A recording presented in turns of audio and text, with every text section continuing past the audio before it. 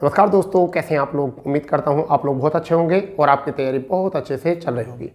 दोस्तों, जैसे कि आपको पता है कि हम यूपीएससी की पल पल की खबर आपके सामने लेकर आते हैं और हम आज एक और नोटिफिकेशन के ऊपर बात करने वाले हैं। और नोटिफिकेशन क्या है आपका, तो हम बात कर रहे हैं, थंबनेल देखकर आपको पता चल ही गया होगा, हम बात कर रहे हैं यूपीएससी एएनएम पद के बारे में, जिन पे वैकेंसियों का नोटिफिकेशन जो है जारी करने की मांग की गई है।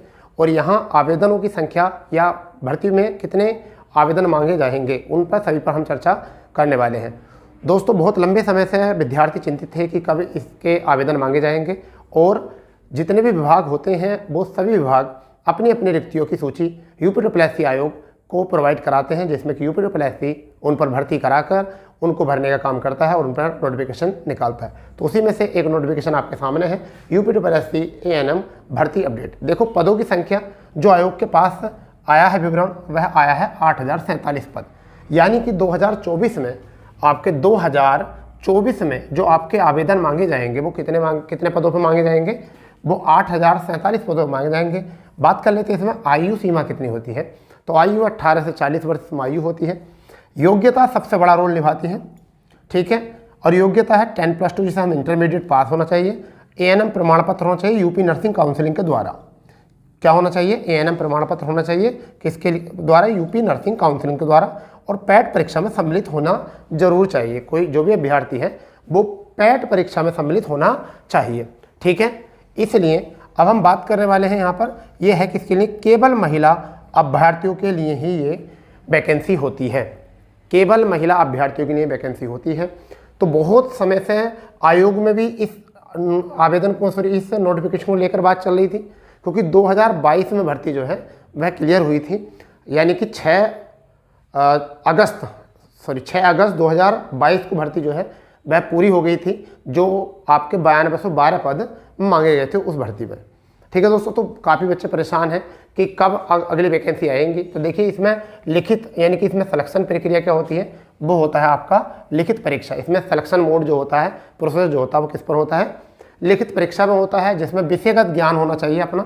एएनएम का विषयगत ज्ञान होना चाहिए, जैसे कि स्वास्थ्य सेवाएं संबंधी सारी चीज़ें जानकारी होनी चाहिए हमें, ठीक है। यानी कि बायोलॉजी का बहुत अच्छी तरीके से ज्ञान हमें होना चाहिए। सिलेबस हम आपको इसका प्रोवाइड करा देंगे, आप चिंता ना करें।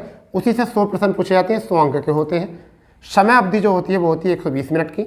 और निगेटिव मार्किंग जो है 1/4 या 0.25। अब आवेदन कब आएगा उससे पहले मैं आपको बता देता हूँ, समझिए कि ये भर्ती क्यों है बहुत ज़रूरी आपके लिए। आवेदन कब मांगा जाएगा उससे पहले हम बात करने वाले हैं भर्ती क्यों है ज़रूरी। 8047 पदों की रिक्ति आई है। अब बात आती है 2021 में एएनएम पद आए थे। कितने आए थे? 9212 पद आए थे। और कुल आवेदन जो पड़े थे वो 19,057 पड़े थे मात्र। कितने पड़े थे?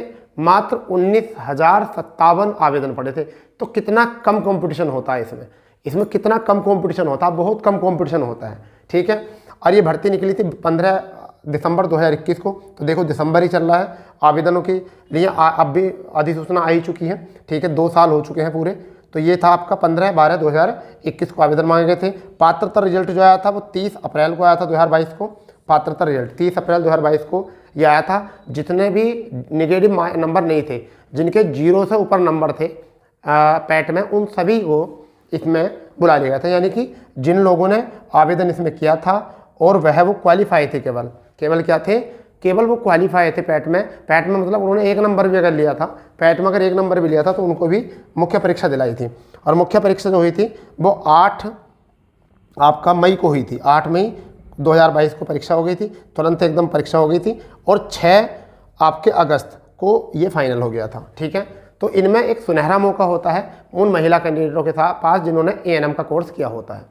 जिन्होंने एएनएम का कोर्स किया होता है उनके लिए मुख्य मतलब ऐसा मान के चलिए, इससे बढ़िया कोई चांस होता ही नहीं। ये गोल्डन चांस होता है। लेवल 3 की वैकेंसी होती है, लेवल 3 की वैकेंसी होती है, ठीक है। ये भी याद रखना है आपको, ठीक है। अब ये आवेदन कब मांगे जाएंगे? देखिए, आयोग के पास अभी जो है रिक्तियाँ आई हैं कि कितनी पद हैं? 8047 पदों की रिक्तियाँ आई हैं। अब आवेदन कब मांगा जाएगा आयोग के द्वारा? तो आप सभी को पता है कि आयोग में बहुत सारी वैकेंसी जो है पेंडिंग चल रही है। जैसे आपको देखो, बीडीओ की वैकेंसी चल रही है, लेखपाल की वैकेंसी चल रही है, बहुत सारी, यानी 8 से 10 वैकेंसी जो है आयोग में पेंडिंग चल रही है। अधिसूचना आ गई है, तुम लोगों ने जिद किया कि कब वैकेंसी थोड़ा पता लगाइए। हमने पता लगाया, जानकारी निकाली और जब जानकारी निकालने से जब सारी बात सामने आई तो बस एक ही बात आई, जब बात की गई कि आवेदन कब भरे जाएंगे, तो भाई ये चुनाव से पहले, यानी कि ऐसा मान चलिए आपके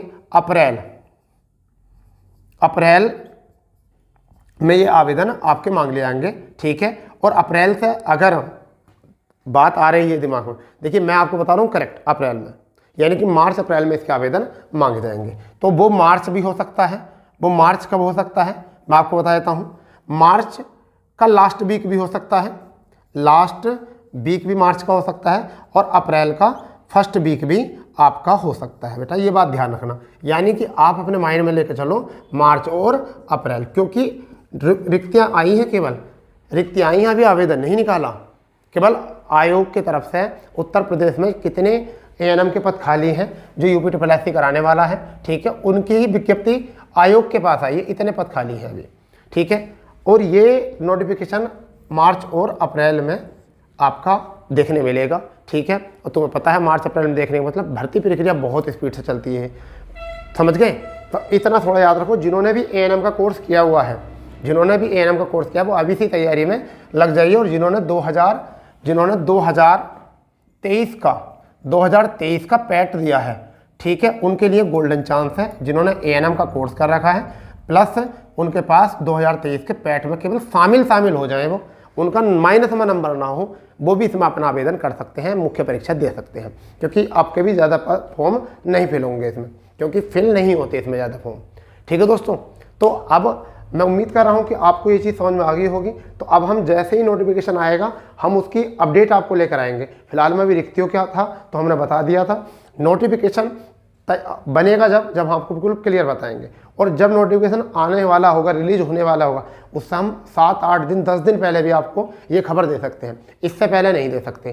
क्यों नहीं दे सकते? क्योंकि कुछ आयोग की भी प्रोटोकॉल होते हैं, उनको भी निभाना है। आयोग के ऊपर कौन रहेगा फिर तो सब हमारी तरफ भी देखने लगेंगे, तो इसलिए कुछ प्रोटोकॉल निभाने पड़ते हैं हमको भी, ठीक है दोस्तों। तो जैसे भी कोई खबर आती है हम आपको समय से पहले अपडेट कराएंगे, ठीक है। तो मिलते हैं, जब तक के लिए अगर एक बात और बताना चाहता हूं दोस्तों कि अगर आपको लगता है कि हम तुम्हारे लिए अच्छा काम कर रहे हैं तब तो चैनल को सब्सक्राइब करो, नहीं लगता है तो चैनल सब्सक्राइब मत करना, ठीक है। क्योंकि फिलहाल में हम कोशिश करते हैं कि ज़्यादा से ज़्यादा हम आपके आपकी जो रिक्वायर होती हैं कि सर उसके चीज़ के बारे में जानकारी निकालिए, उसका विज्ञापन कब आ रहा है, ऐसे हम लगे रहते हैं, ठीक है। तो अगर आपको लगता है कि हमारी कुछ मेहनत है तो आपको लगे कि हमारे साथ चलने में आपको फ़ायदा है तो चले, मैंने तो कोई बात नहीं, ठीक है। जो भी आप उल्टे सीधे कमेंट्स करते हैं प्लीज़ ये कमेंट्स ना किया करो, क्योंकि उससे हम डीमोटिवेट होते हैं, ठीक है। हम इतना मेहनत करते हैं, इतना भागे फिरते रहते हैं आपके लिए, इतनी जानकारी जुटाते हैं, फिर आप उल्टे सीधे कमेंट्स करते हो तो उससे डीमोटिवेट होते हैं, हमारा मन नहीं करता फिर काम करने के लिए, क्योंकि हम अपना समय निकाल कर ही इन चीज़ों में देते हैं।